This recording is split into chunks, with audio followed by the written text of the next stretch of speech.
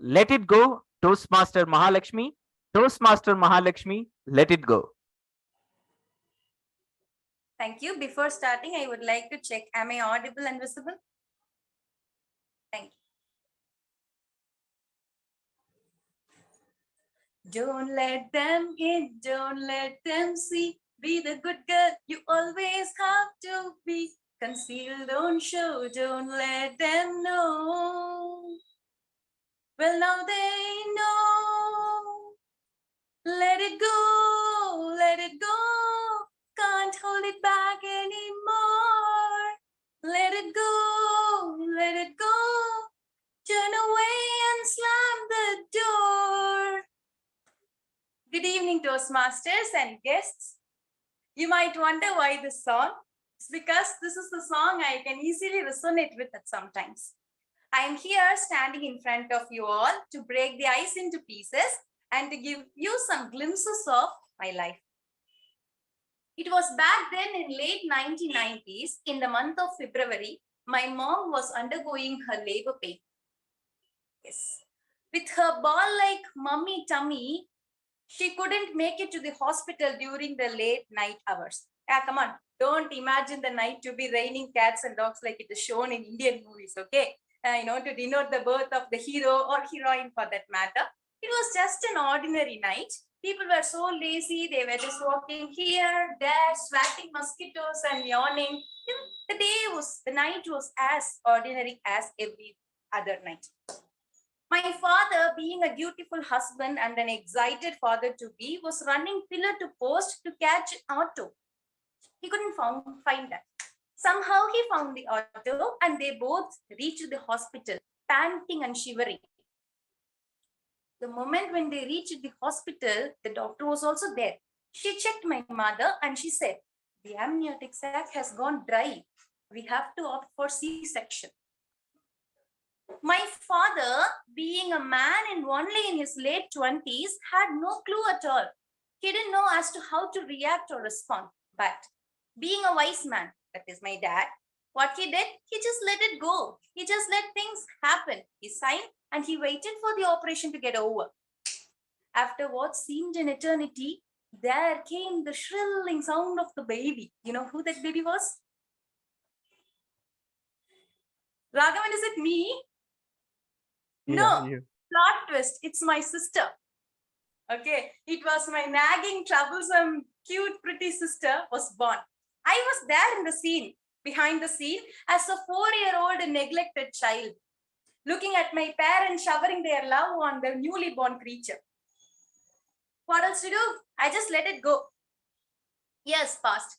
You know what can be the biggest mistake a parent can do? Sending their children to different schools that taught in different languages. That was what my parents did back then. They sent my sister to a matriculation school when I had been studying in a school that taught in a vernacular language. There began all the problems. From that day on, every single thing I did was overlooked and looked down upon. The way I wrote, the way I spoke, the way I mingled with people, every single thing was looked down upon. Even I was looking like a worm which was slithering shamelessly amidst beautifully fluttering butterflies whenever they converse in English.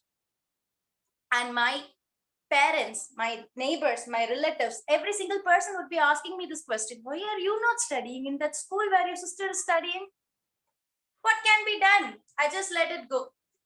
Years passed again, and I completed my 12th standard. Though I had such problems with English, I had an unconditional and unwavering love for English that made me take up English as my career. Yes, after 12th standard, I took up BA in English as my UG. On the very first day of my college, our tutor entered, and she asked a $1 billion question. Why did you take up this course? To everybody. Everybody answered. Nothing made any sense to me. When it was my turn, I stood up. I stood up and said nothing. Literally had no guts to speak anything or just to open my mouth in front of those many people, say 40 plus people. What else to be done? I just let it go.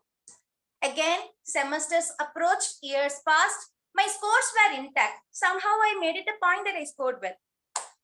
The eureka moment finally happened when I was in the final year of UG. Yes. My duty-bound tutor made it compulsory for everybody of us to participate in an on-campus interview. What else to be done? I just let it go. I went with zero preparation. Yes, what a guts. So I went with zero preparation. I participated and somehow I made it to the second round, group discussion. So there I was in the group discussion. Everybody spoke. Every single person spoke, and when it was my turn, every single person was looking at me so closely as to see what I was going to say. Finally, when my turn came, I stood up. This time I spoke. But it didn't make any sense. There I was standing, stuttering, stammering, murmuring with pauses and all the unwanted things a speaker can do.